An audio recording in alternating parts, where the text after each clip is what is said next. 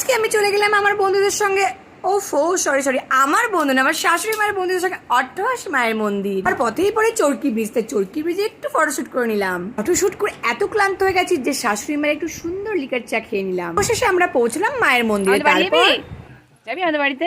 তীরে প্রবেশ করার পর প্রচুর কেন্দ্র দেখে আমার মেয়ের অবস্থা দেখো। আর আমরা খুব সুন্দরভাবে মাকে দর্শন করে পুজো দিলাম। মাকে তো খুব সুন্দরভাবেই পুজো দেওয়া হলো। তারপর আমরা পেট পুজো করলাম চপ, বেগনি আর মুড়ি দিয়ে। সবাই মিলে গল্প করতে করতে যে আনন্দ করে খেলাম সেটা তোমাদের আমি ভাষায় প্রকাশ করতে পারছি না। মন্দিরের পাশেই একটা পুকুরে দেখলাম প্রচুর মাছ। সেই মাছগুলো দেখার পর মন্দিরের চারপাশটা ঘুরে আমরা চলে গেলাম মায়ের ভোগ খেতে।